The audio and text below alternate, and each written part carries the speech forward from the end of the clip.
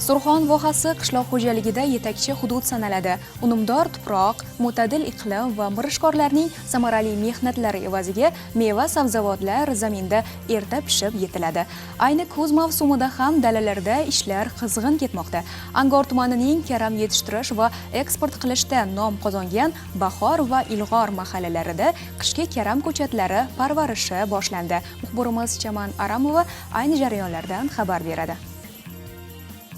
Angor tumanining Bahor va Ilg'or mahallalari aholisi sabzavotlardan karamning bir nechta bozorbob navlarini yetishtirish hadisini olishgan. Kuz kelishi bilan bu yerda karamni parvarishlash va qishki sotuvga tayyorlash ishlari boshlanib ketadi. Ayni kunlarda yerlar ekinga tayyorlanib, ko'chatlarni o'tqazish ishlari olib borilmoqda. Mazkur jarayon ham bir nechta bosqichni o'z ichiga oladi. Fermer dehqonlar mavsumiy ishchilarni jalb etgan holda bu ishlarni tezkorlik bilan bajarishmoqda. Viloyatda yilning 4 faslida ham ishlar qizg'in ketayotganiga guvoh bo'lasiz. Angor tumanidagi Bahor hamda Ilg'or mahallalari karam mahsulotini yetishtirish hamda uni xorijga eksport qilish bo'yicha respublikada yetakchilikni qo'ldan boy bermayapti. Qo'limda karam ko'chatlari turibdi. Urug'dan ko'karib chiqqaniga 40 kun bo'lgan. 1 gektar yerga kamida 50 mingta mana shunday karam ko'chatlari ekilmoqda va qariyb 80-90 kundan so'ng karam mahsulotlari tayyor holatga keladi. Qishloq o'zi asosan mana shu dehqonchilik bilan shug'ullanishadi. Biz hozir tosh karam ekyapmiz. Dekabrda bu karamlarni pishib yetishadi.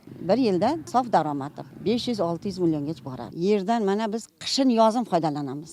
Bizda yer bo'sh turmaydi. Yig'in terim paytida 100 talaba yollanma ish ishlatamiz. Shularni pul bilan mana ta'minlaymiz. Karam mahsulotini ko'pchiligimiz sevib iste'mol qilamiz. Uning tarkibida K, S vitaminlari, foliy kislotasi, kaliy va antioksidantlar mavjud. Bu moddalar organizm immunitetini mustahkamlaydi, yurak-qon tomir tizimini muhofaza qiladi. Ayniqsa xorijda bu mahsulot nafaqat mazali taom, balki salomatlikni mustahkamlovchi ne'mat sifatida ham tanovul qilinadi. Ko'p yillardan buyon karamning eksportbop navini o'z tajribamizga suyangan holda yetishtirib kelyapmiz. Bizning mahallada pishadigan karamlar xorijda juda mashhur. Logistika markazlari orqali chet davlatlarga olib ketishadi, deydi qahramonimiz biz bilan suhbatda. Prezidentimizga ming rahmat. Juda katta erkinlik yaratib berdilar mahsulotlarimizni. Ekib mana chet davlatlarga, qolaversa Rossiya davlatlariga eksport qilyapmiz. Shuning orqasida mana o'g'illarimizni uylantirdik, uylar qurdik, farovon yashayapmiz-da.